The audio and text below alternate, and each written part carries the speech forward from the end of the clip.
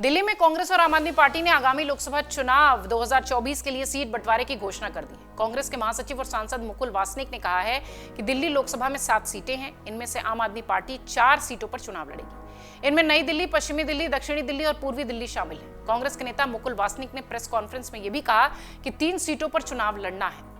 चांदनी चौक, उत्तर पूर्व और उत्तर पश्चिम की सीट से कांग्रेस चुनाव लड़ेगी। इसके साथ ही कांग्रेस आम आदमी पार्टी के बीच गुजरात, हरियाणा, चंडीगढ़ और गोवा में भी सीट बंटवारों की घोषणा हो गई है। पंजाब और चंडीगढ़ में आम आदमी पार्टी और कांग्रेस के बीच गठबंधन नहीं हुआ है। दोनों पार्टियां अलग अलग ही चुनावी मैदान में हैं। चंडीगढ़ सीट कांग्रेस के खाते में आई है। हरियाणा में 9 सीटों पर कांग्रेस और 1 सीट पर आम आदमी पार्टी लड़ेगी। गुजरात की 26 लोकसभा सीटों में से कांग्रेस 24 सीटों पर चुनाव लड़ेगी। वहीं आम आदमी पार्टी 2 सीट यानी भरूच और भावनगर से अपने प्रत्याशी उतारेगी। हरियाणा की 10 सीटों में से कांग्रेस 9 पर तो आम आदमी पार्टी 1 सीट पर कुरुक्षेत्र की सीट पर अपना प्रत्याशी उतारेगी।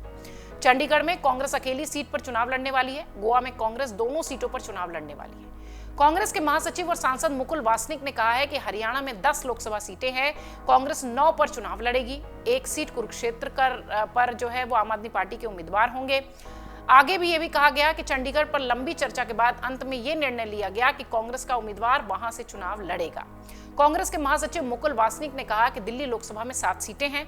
अब 4 पर चुनाव लड़ेगी, यानी आम आदमी पार्टी 4 सीटों पर चुनाव लड़ती दिखाई पड़ेगी, जिसमें नई दिल्ली, पश्चिमी दिल्ली, दक्षिणी दिल्ली और पूर्वी दिल्ली शामिल है। कांग्रेस 3 सीटों पर चुनाव लड़ेगी। इसमें चांदनी चौक, उत्तर पूर्व और उत्तर पश्चिम की सीटें हैं। आपको बता दें कि आम आदमी पार्टी ने एक बार फिर से बीजेपी पर हमला बोला। इस ऐलान के साथ ही आरोप यह है कि आम आदमी पार्टी के नेताओं को कांग्रेस से गठबंधन तोड़ने की धमकियां मिल रही हैं। ऐसा न करने पर सूरत में मुख्यमंत्री अरविंद केजरीवाल की गिरफ्तारी को धमकी मिली है। आपका यह भी कहना है आम आदमी पार्टी का कि कांग्रेस से समझौता होकर रहेगा, बेशक केजरीवाल की गिरफ्तारी हो जाए। इसके साथ ही चुनौती दी है कि जिस दिन केजरीवाल गिरफ्तार होंगे, पूरे देश में आम आदमी पार्टी के हक में सुनामी चलेगी और बीजेपी का पूरा राजनीतिक गुणागणित बिगड़ जाएगा। आम आदमी पार्टी के संगठन के महासचिव संदीप पाठक कहते हैं कि दिल्ली सरकार के मंत्री आतिशी और सौरभ भारद्वाज के साथ मैं मीडिया के सामने हूं और उनके मुताबिक, संदीप पाठक के मुताबिक, हमें संदेश भेजा जा रहा है कि INDIA गठबंधन को छोड़ दो। उन्होंने कहा कि आप केजरीवाल की गिरफ्तारी की धमकी से डरने वाले नहीं हैं।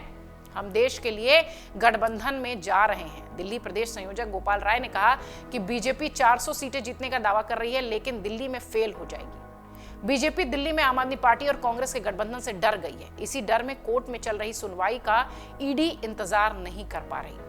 आप विधायक दिलीप पांडे ने कहा कि आम आदमी पार्टी इंडिया गठबंधन के साथ ही चुनाव लड़ेगी और बीजेपी को सत्ता से बाहर करेगी। 2019 लोकसभा चुनाव के जो आंकड़े हैं, अगर उन पर गौर करें तो आम आदमी पार्टी और कांग्रेस साथ मिलकर चुनावी मैदान में आते हैं। फिर भी बीजेपी को ज्यादा नुकसान होने की संभावना नहीं है। ऐसा इसलिए भी क्योंकि 2019 के चुनाव में बीजेपी का वोट शेयर 56.86% था।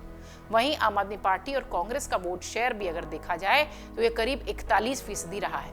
यही नहीं, दिल्ली की सभी 7 लोकसभा सीटों पर बीजेपी ने कांग्रेस आम आदमी पार्टी से बड़ी बढ़त बनाई है, लेकिन ये आंकड़े पुराने हैं। अब देखना है कि गठबंधन से कांग्रेस और आम आदमी पार्टी को कितना फायदा होता है और दोनों पार्टियां कितनी मजबूत होती हैं।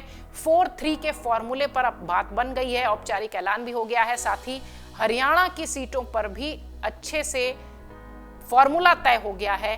अब देखना है कि ये गठबंधन NDA के सामने, केंद्र सरकार के सामने चुनाव में किस तरह का प्रदर्शन करता है। अगर आप ये वीडियो YouTube पर देख रहे हैं तो हमारे चैनल को सब्सक्राइब करें और बेल आइकन को दबाना ना भूलें। अगर आप Facebook पर ये वीडियो देख रहे हैं तो हमारे पेज को लाइक करें।